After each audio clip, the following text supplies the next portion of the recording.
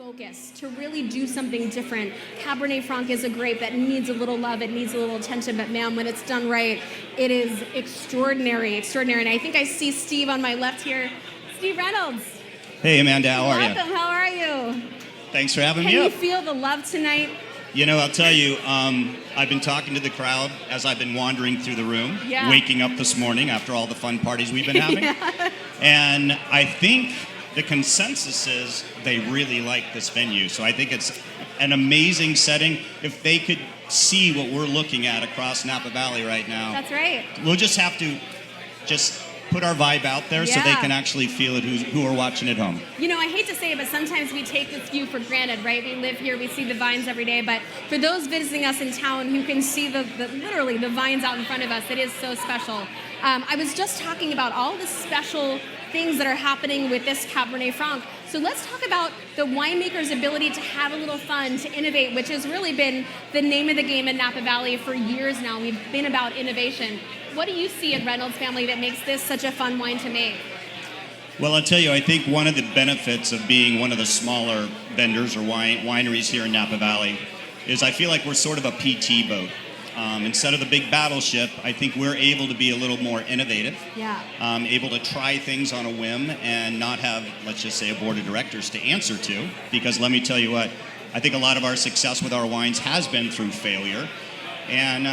But I do believe we test the limits a little bit. And I thank God that we are in California, and Napa Valley particularly, Yeah. because we're surrounded by so many great universities, so many great winemakers, every one of them pushing the limits or holding us back maybe when we go a little too far. Mm-hmm. But nonetheless, I think that's what Premiere is all about, is for us to really challenge ourselves as winemakers Yeah. and put things out there. This is our Super Bowl.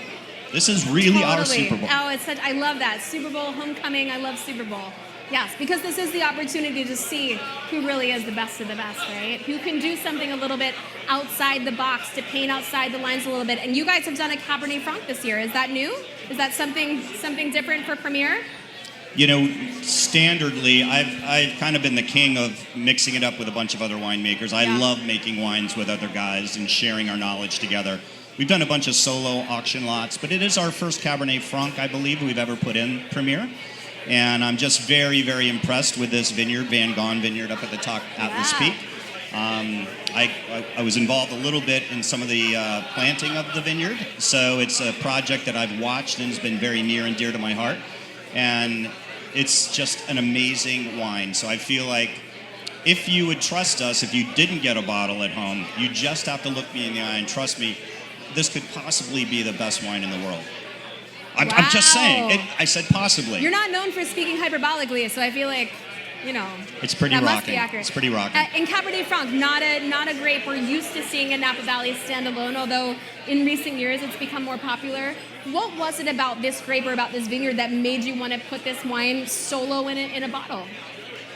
You know, I've been watching the rise of Cabernet Franc for, I'm going to say, 10 or 12 years, the popularity of the grape itself. And it's an amazing grape. I think a lot of times winemakers would say Pinot Noir is the most finicky grape to make. Yeah. You know, that standard question, if I were stuck on a desert island, what wine would I make? But I will tell you, I think Cabernet Franc is one of the more difficult wines to make. It wants to hold on to an herbaceous edge. Yeah. It rarely wants to express that really nice fruit tone that Napa is known for.